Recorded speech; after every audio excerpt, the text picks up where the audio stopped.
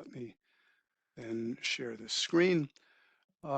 Terrific. I think that is working. Bon, ben, merci beaucoup, Jacob. Bon matin, tout le monde.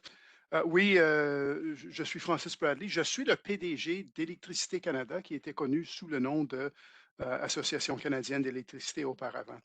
I am joining you today from the unceded indigenous land of the Kanien'kehá:ka and Kanhaka, the Mohawk Nation. I did want to just say a couple of things about Ukraine. It was raised by Paul at the very beginning. Just to note that we are working with our members at Electricity Canada. We're doing it in coordination with the electricity sector in Ukraine and with officials at the embassy in Ottawa. We're seeking to identify some critical equipment that is required and see what we can do to provide that critical equipment. So it's been a bit of an all hands on deck approach to seeing what we can do to assist Ukraine, specifically with respect to the massive damage that has been done to their electricity infrastructure. So that has been a very significant focus over the past month for members of Electricity Canada. Members of Electricity Canada, and so just as for those that aren't aware, more than 40 of the largest electricity companies, the generators, the transmitters, the distributors, um, and our membership includes the big crown corporations, investor-owned companies, large municipal companies, system operators, and our members are in all 10 provinces and all three territories. So today I'll be talking about the current state of Canada's electricity system, how it will evolve in the future, and I will spend a little bit of time talking about challenges and opportunities ahead. But let me begin with the good news. And of course, that is that Canada has the advantage of having one of the cleanest electricity grids in the world, with less than 20% of our power coming from fossil fuels today. Since 2014, we've implemented performance standards on natural gas-fired electricity generation. We've moved to phase out coal generation. We've developed carbon pricing and offered other cost incentives. Many of Electricity Canada's members are working on net zero projects to balance out these emissions that far exceed even the government's net zero by 2050 goals. And some of them plan on getting there much faster than that. In March 2022, the government released its initial emissions reduction plan, which provided some direction on how Canada will meet its 2030 greenhouse gas reduction target of 40% or more below 2005 levels. In this plan, the government has stated that it expects the electricity sector to reduce its emissions by half by 2030 and for our sector to reach net zero carbon emissions by 2035. Spring 2022's federal budget and last fall's economic statement have made some important and crucial spending commitments in this area. And the government's clean electricity regulations, they're going to be on Canada's legislative agenda for 2023. Well, now for the bad news. There are 4,722 days left until Canada's grid is set to become completely net zero, and the clock continues to tick. You just cannot simply flick a switch and suddenly have a greener electricity grid.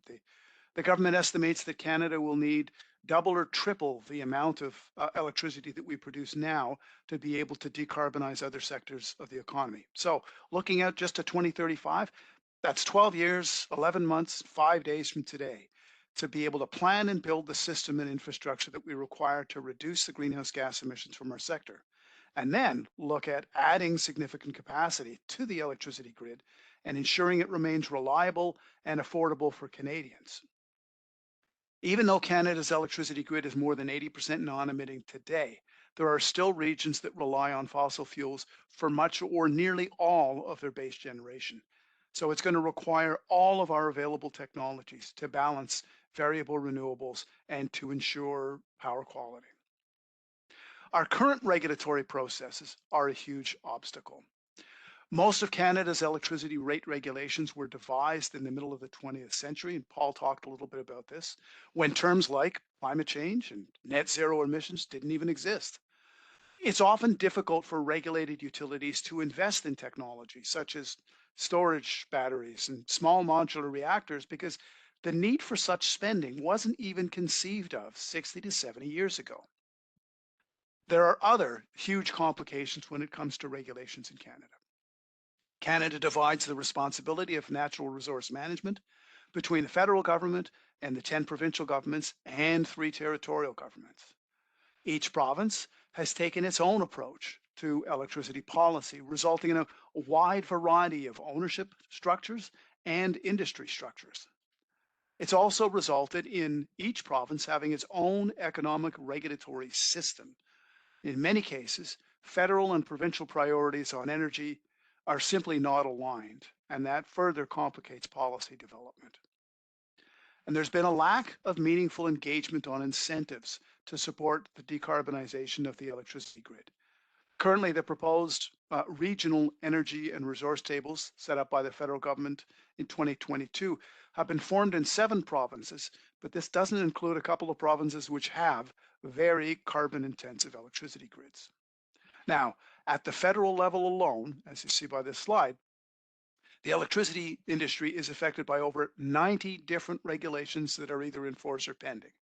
These stretch across 31 different statutes covering issues as diverse as greenhouse gas emissions, species at risk, migratory birds, navigation protection, and more. The Impact Assessment Act and the Fisheries Act, that were both amended in 2019, have added to this growing level of regulation in Canada. Now, the electricity sector is also often hampered by Canada's cumbersome infrastructure permitting processes. Like a hydroelectric plant, for example, can take up to 25 years to plan, get approved, and construct.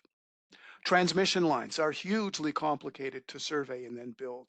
And even making sure that the electricity infrastructure, the distribution infrastructure on your street is ready for the increased load is going to take years of investment. Last fall, a wind to hydrogen project was announced in Newfoundland and Labrador. If this project, it's only going to take 2 years to build it, but it's going to take 8 to 10 years to get it permitted. Now, perhaps unsurprisingly, the World Bank recently ranked Canada as 64th in the world for ease and speed of obtaining construction permits. Extreme weather is also on our radar. The dilemma for Canada's electricity companies is the more we rely on electricity, the more reliable we will need electricity to be. And at the same time, extreme weather like wind, ice storms, floods, and heat waves will put increasing pressure on the infrastructure that generates and delivers electricity to Canadians. To maintain reliability of the grid of the future, the ways in which utilities build and maintain their assets is absolutely going to have to change. We will be more reliant than ever before on how well the grid stands up against extreme weather, increased load capacity, and as Paul mentioned earlier, cyber threats, which are increasing. With increasing costs and inflation, affordability is top of mind. Our members are forecasting the need for higher rate increases than in past years due to inflation, supply chain problems, aging infrastructure, grid hardening to address increasing extreme weather and system maintenance. And none of this takes into consideration the building out of the system to meet our climate goals. Now, I want to talk about some of the system solutions we need to move forward. It's not enough that electricity is the enabling technology of our efforts to reduce our greenhouse gases. We need to make the next few years count when it comes to making Canada's grid reliable, affordable, and green. And this is a mammoth task, but it is possible.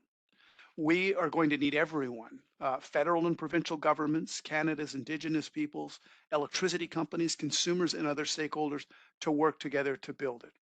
First of all, we need a clearly articulated national electricity strategy because there's a lot to be done that needs to be coordinated between federal, provincial, municipal, and Indigenous governments. Canada needs a cross-government strategy to coordinate these efforts.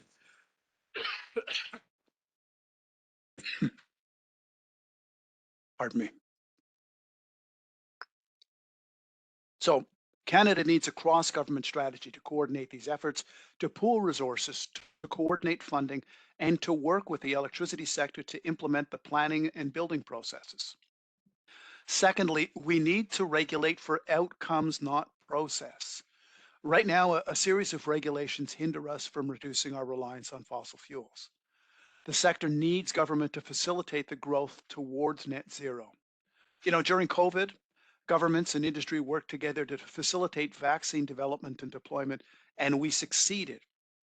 We need the same level of determination and commitment from all levels of government to speed up development in this space now. Anything we build in the next 12 years must be able to withstand extreme weather. The efforts we're about to make to build all this infrastructure will be for nothing if the next major climate related storm damages it. We need to do more to keep electricity affordable. One important initiative has been rebate programs for energy efficiency retrofits and for the installation of technologies like heat pumps. Programs such as the federal government's Greener Home Loan can help Canadians make their homes more energy efficient while saving money on their energy bills. These programs are going to need to increase in scale and in overall access. We also need to rethink infrastructure costs. Part of the work of a national electricity strategy needs to effectively fund large scale infrastructure projects to build out the electricity grid to be more adaptable and less carbon emitting so that customers aren't on the hook for infrastructure costs. And lastly, we need to approve and build things faster, quite simply. And Electricity Canada is spearheading an important initiative over the next 6 months, and we're going to be providing some recommendations on the ways that we can accelerate approval. So stay tuned for that. So meeting our net zero goals requires both significant investment as well as an efficient and effective regulatory system in Canada. These investments will create good jobs. It'll promote clean economic growth and ensure that businesses and households can continue to benefit from access to affordable, sustainable, and reliable energy. Canada's electricity grid helped birth the 21st century that we now live in. We want the grid to continue into the 22nd century as a carbon free, reliable, and affordable one. We face immense challenges, regulations, the time to site and approve projects, the difference from province to province in how electricity is mandated and distributed, among others. These are not inconsiderable, but they are not insurmountable. And so it's time to come together. It's time to roll up our sleeves and it's time to get to work. With that, thank you very much, Jacob, and the Energy Council of Canada for the opportunity to join you today. Looking forward to the other presentations and the discussion. Um, I did have one question, Francis. I thought something that we could bring up is the Inflation Reduction Act in the United States and what that means for our landscape. I mean, we had a previous administration that I think was climate skeptical. We have a new administration that is essentially subsidizing now climate solutions. What does that mean for us here in Canada? Yeah, regardless of what a government's perspective may or may not be with respect to climate change, this is simply a matter of are we going to be playing in the same game, and whether or not we plan on essentially attempting to compete. When the Inflation Reduction Act initially came out, there were a number of people that I spoke to that essentially said, in the absence of something similar from Canada, we are going to have to make decisions about where we will be making investments. And right now, absent something from the government of Canada, the United States is a better investment climate for clean energy investments. Now, the fall economic statement, I think, took some significant steps in that direction. They also indicated in the fall economic statements, in addition to investment tax credits, that they would be looking at something some kind of equivalency for non-taxed entities in Canada. So does the Inflation Reduction Act, by the way. It does provide funding for non-taxed entities. So we'll see in budget 2023 how that piece looks. But I think it's significant given the very close integration of our electricity systems between Canada and the United States, that to be able to play on something resembling a level playing field from an investment standpoint is absolutely critical, number one. And number two, we have been a leader in renewable energy. In fact, Canada continues to supply a significant amount of renewable electricity into the United States on an ongoing basis. The ability to continue to be a leader means that we also need to have the same kind of, or at least a competitive financial system with the one south of the border. Excellent. Thanks so much, Francis. Um,